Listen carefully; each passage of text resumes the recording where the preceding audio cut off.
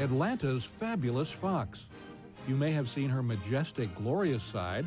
Now see the often dirty, occasionally devious, and sometimes dangerous process of keeping Atlanta's fabulous fox in top condition. This lady is high maintenance, but she's worth it.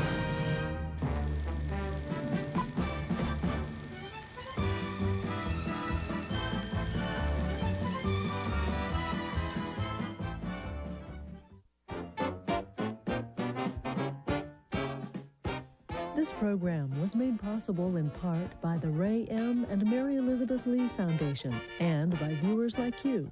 Thank you. In Atlanta, a city that rose from the ashes of the Civil War, growth and development have taken their toll on historical buildings. Little has remained sacred and unscathed. Demolition and construction are common sights. What is not common is the survival and success of the fabulous Fox Theater.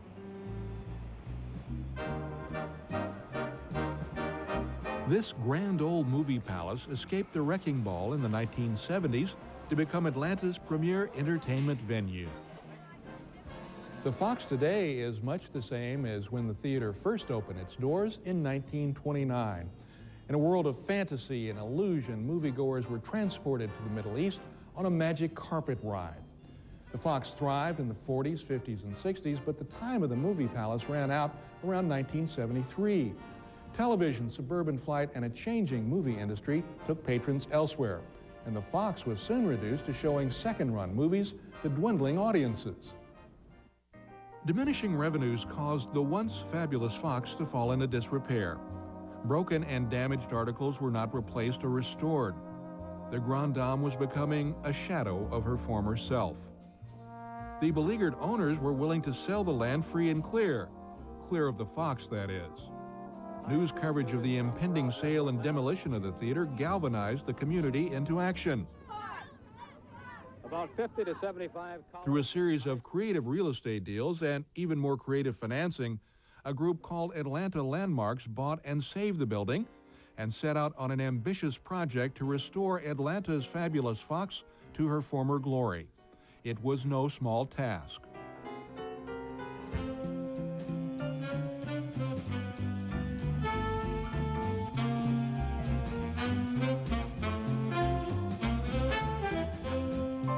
"25 years and over $20 million later, the Fox is once again Atlanta's premier venue, a National Historic Landmark, and a State Historic Museum. The theater boasts the only in-house preservation department of a major theater in the country. To work on this staff of artists, designers, and archivists, you've got to be creative and part detective to help find the best ways to maintain the fabulous Fox. Either one of these. Molly Fortune has been the manager of the preservation department since 2001. It is very hard to walk the line between a museum and an operating theater. The citizens of Atlanta know what they have. They understand the gem that they have, and they want to keep it that way, but they also want to come to state-of-the-art performances. People often ask me, when I tell them what I do, they say, well, is the Fox really being restored? I thought it was done. Part of my brain says, yes, this is an ongoing process, but the other part says is they're not seeing the work we're doing, which is, in a sense, a very good thing. The hundreds of thousands of patrons that visit the Fox each year cause enough wear and tear to keep the preservation department busy with maintenance alone, but the daily upkeep is just the beginning. To safeguard the fabulous Fox's essence and integrity, the preservation staff has rediscovered crafts employed in 1929, such as stenciling and faux finishing, as well as finding modern answers to old problems. The research to match paints and glazes, recreate textiles, and match art glass lamps is a full-time job. It is also a challenge to find the craftsmen around the state that can lend their specific skills to this exacting and demanding work. When it comes to keeping the auditorium ceiling a true sky blue, the Fox depends on the painters at Goodman Decorating. When we went in there, the ceiling was a couple of different colors. They had tried to touch up the ceiling along the way. So it had a mottled effect to it. It just wasn't vibrant anymore. The color had faded. There were some damaged areas in the plaster that needed to be repaired. It was in definite need of a paint job. Even with the lights off or on, it still didn't have a very good sky type feel. So we just decided to put it in the budget and go for it.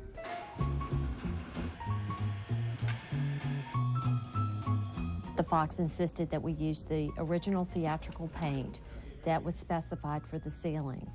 So they cut out a piece of plaster out of the ceiling and asked me to match it, and told me of a brand of paint that it may be. It ended up being a Roscoe theatrical paint, which I had never used before. She called me, she said, "Molly, this stuff only comes in quarts." In all, it took over 200 quarts to paint the Fox's sky with the ultramarine theatrical paint. It is supposedly, in a theatrical situation, supposed to absorb light differently than regular paint, so that it may be more intense and may reflect differently than your typical latex paint. So we only had a window, a small window to come in and do it. But prior to that, we had enough time to sit down and think of what could happen, what could we do to do it this way. And we had other people's input, and that helped out. They'd get there that morning, it would be like a couple hours worth of just cover up all the seats, all the balconies, you know, for any sprinkles or whatnot that would come off the roller, you know. And after you get covered up, then we'd have two guys go up on the stage, paint as far as they could both ways. Once the stage got built, the stage never did touch the seats until we got it out. We never did. We just incrementally just moved across. Because of this unique staging system, it was business as usual at the Fox for the 2 weeks it took to paint the ceiling. During performances, the stage platform tucked up against the sky was the only sign of all the hard work that was going on during the day. I was always very excited about the project, and I think that once we started going on it, everybody kind of felt that intensity and how important of a project it really was. And it worked out beautifully.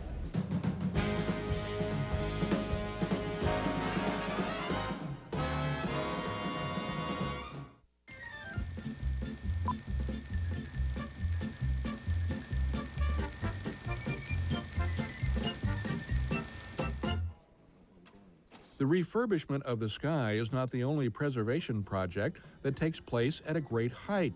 On the south side of the theater, one of the distinctive Moorish domes needs a facelift. We figured out that about the time that the Shriners ran out of money and picked up Fox, that they were coming to the completion of the domes. And basically, when we went in there and surveyed the actual damage inside the dome, it was a lot like someone had taken a colander and put it upside down. It was just perforated. It was in very bad condition. We took off the copper sheathing.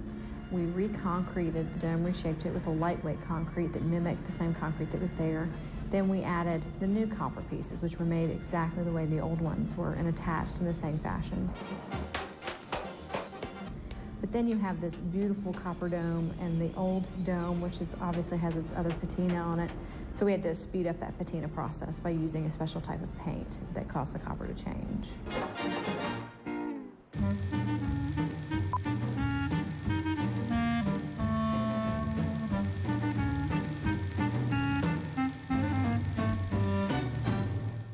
From the things at the Fox that you see from a distance to the pieces of the Fox that you can touch, the Preservation Department strives to keep everything in excellent condition.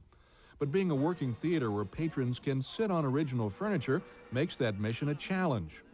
Bernard Spinlay, owner of Dovetail Restoration, has been plying his craft for the Fox for the last decade. This bench needs to be totally disassembled because the joints are very loose. So the project consists in removing the upholstery and then disassembling the entire bench, cleaning off the joints, repairing the joints that are loose, like the dentist technique, and putting the whole thing back section by section. I need to start cleaning the glue oozing out of the joints as as it's being squeezed out. Okay, this piece is ready to dry. Soon the bench is reassembled in Bernard's shop and the newly fortified furniture is polished. Then it's off to be upholstered and finally replaced in the Fox.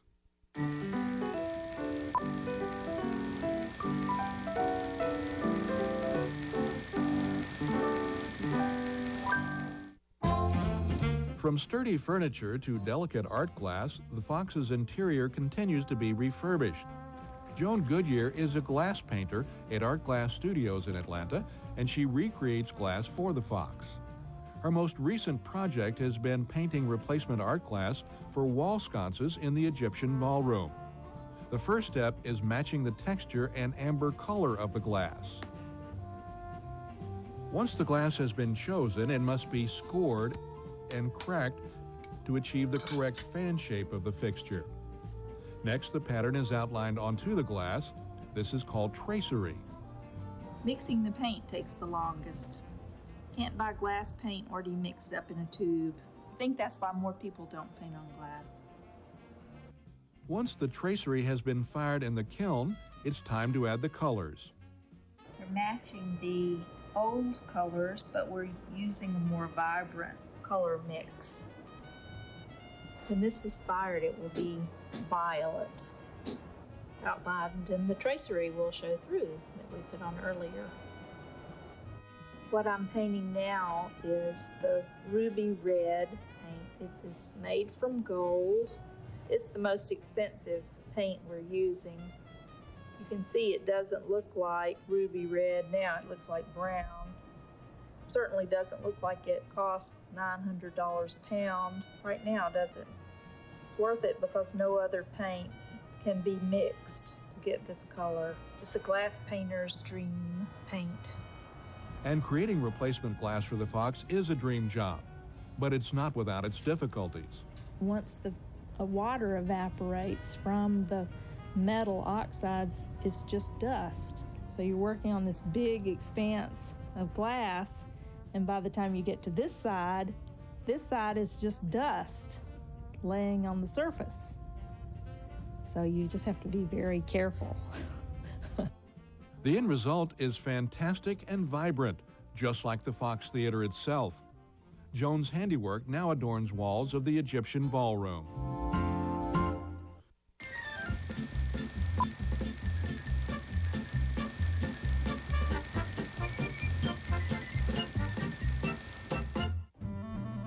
The Fox's Egyptian and Moorish symbolism is also reflected in the fabric of upholstered furniture.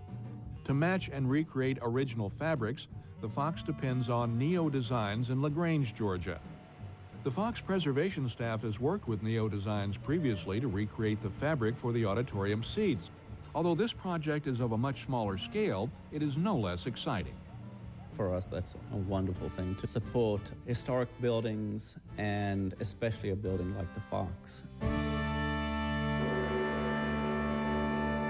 I think, if you blend tradition with what we can do with modern technology, with heirlooms, and blend those two things together and create something, a product that they had years ago, I think that's a wonderful thing, that to blend new technology to meet the needs of keeping a building like the Fox with us.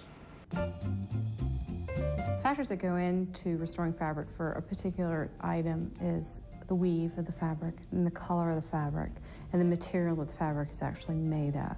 And when we have our fabric made, we will spend time comparing it to the original fabric and making sure that the colors match pretty much exactly, even though the dye processes may be very different nowadays. But it's pretty easy to match fabric type. It's just the color that tends to be a little more difficult. And of course the pattern that's on it too. You want to make sure that the proportions are correct and are a replication of the original. They actually sent down photographs of the fabrics when it first started, and it wasn't even a complete repeat of the product. It was just partial segments of the fabric that the designer had to take and then interpret and then build from that. As a designer, you'd like to do your own things, and also the most important is not to, plagiarize another designer's work, except for a case like this where it was a product designed for the Fox many, many years ago, and we're trying to recreate the product that they had to keep the ambiance and the design theme of that building. It brings in some creative juices to, meet that customer's needs, especially going back to taking historic design when you only have a small particle of the design to look at.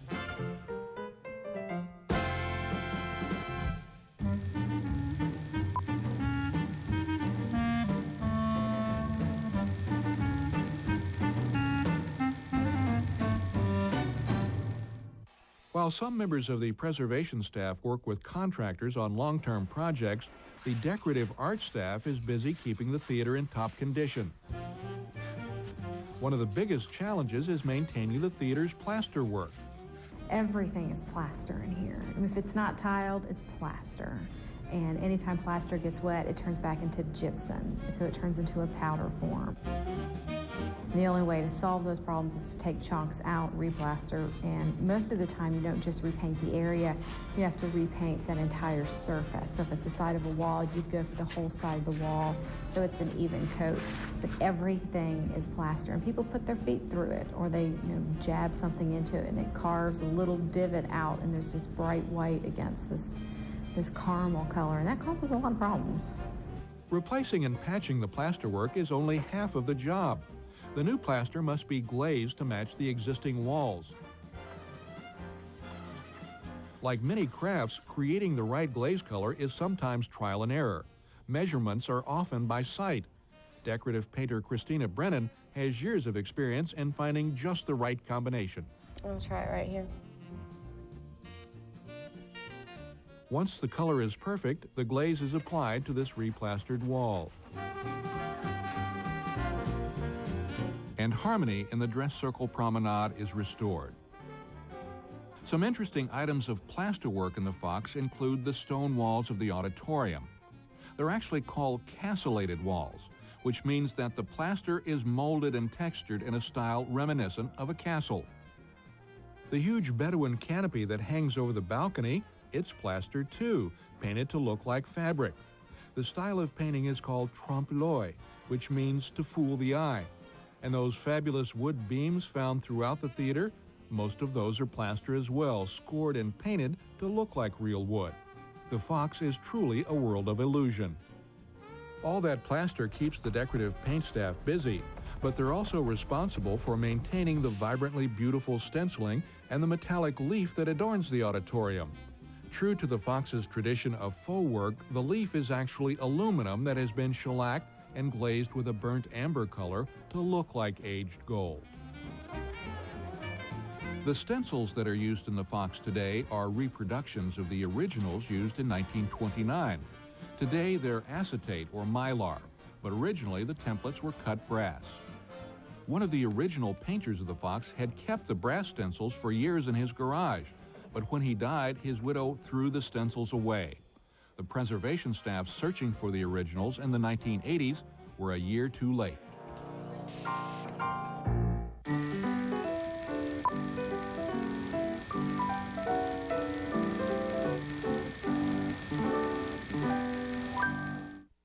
The ornate stenciling and leafing help create a magical atmosphere in the Fox's auditorium, but many patrons say that the beguiling sky and twinkling stars are the most mystical part of the Fox experience.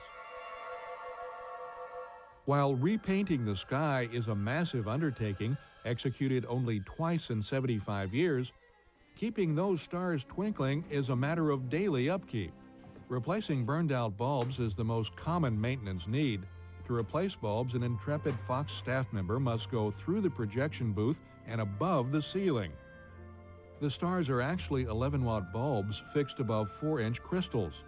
About a third of the stars have heat sensors that make them dim and brighten.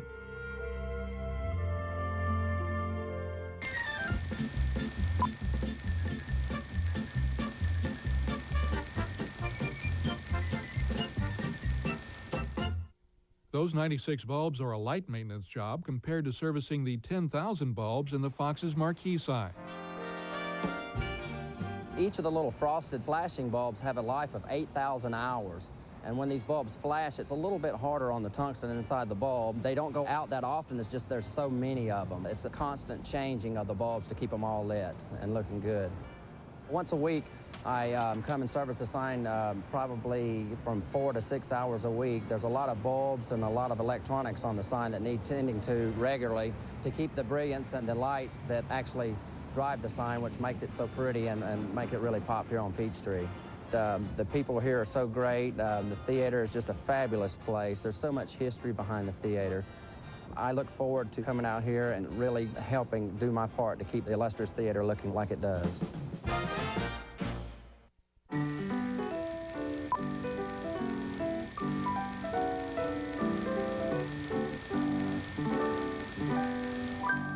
Keeping the Fox looking its best is also a mission for the housekeeping staff. Shirley Allen oversees the day-to-day cleaning, and when it comes to audience snacks, she has one particular nemesis. I seen popcorn at its worst.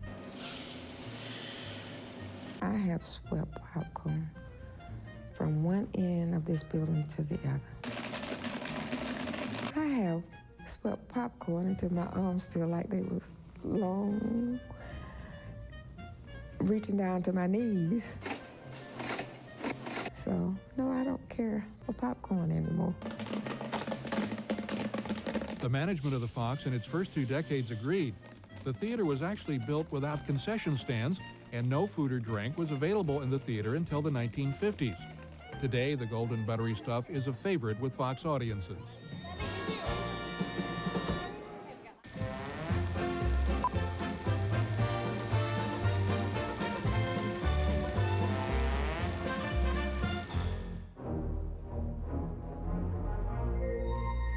Another golden favorite with Fox audiences is the famous Mighty Mo, the Moeller theater organ that is original to the building. It's the only item in the Fox that is actually covered in gold leaf. The Mo has the ability to imitate a vast array of tonal and non-tonal musical instruments, a throwback to the silent movie era when theater organists furnished a musical score for the movie being exhibited. Hidden behind decorative grills, there are 5 chambers of pipes, percussions, and effects connected to the organ's console. The organ's novelty effects are created by real instruments housed in the organ's chambers. They are often referred to as the toy counter.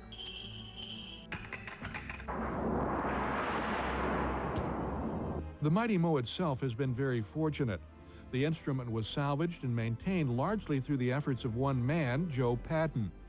Often called the Phantom of the Fox, Joe began his career as an X-ray technician for Westinghouse and has always had a flair for the mechanical. He came to the Fox in 1963 and began an overhaul restoration of the organ. No one knows Mo better than Joe.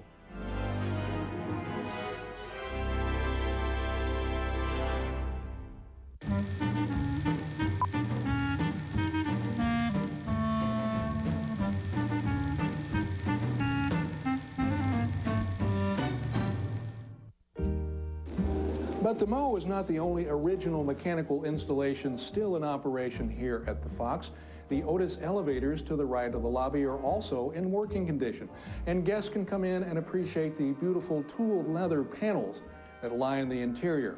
Now, the main difference between this elevator and a modern-day elevator is the operation. No computers or electronics here.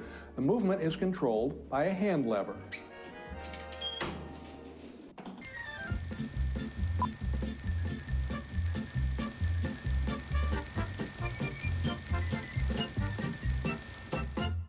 An original installation to the theater that audiences never see is the air conditioning system. The method that cools the Fox's auditorium is an air wash.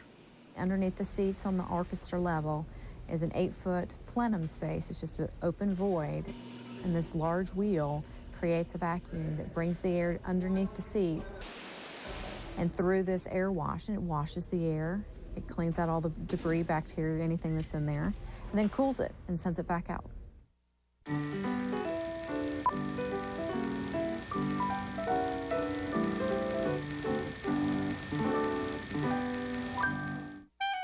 Another original installation that requires very little upkeep is the terrazzo flooring. Terrazzo is made by setting small pieces of marble in cement, then grinding the design until it's level and polishing it to a high shine.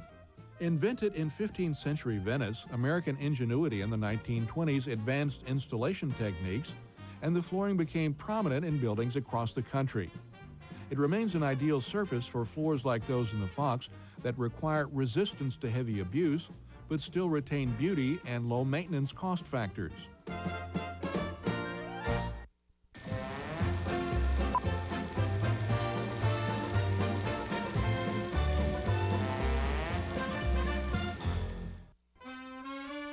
The Fox Theater is 250,000 square feet and it seats almost 5,000. It is the third largest movie palace in America behind Radio City Music Hall and the Detroit Fox, and it's the top grossing theater in its class.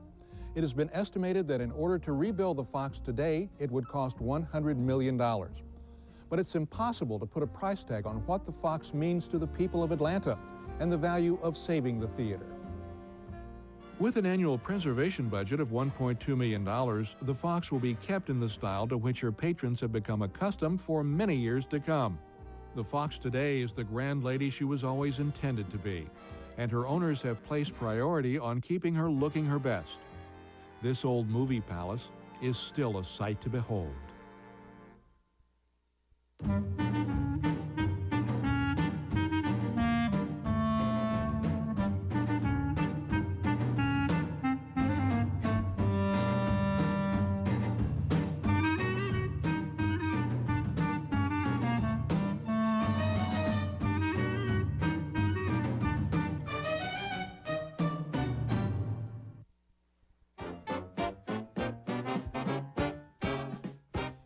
This program was made possible in part by the Ray M. and Mary Elizabeth Lee Foundation and by viewers like you. Thank you.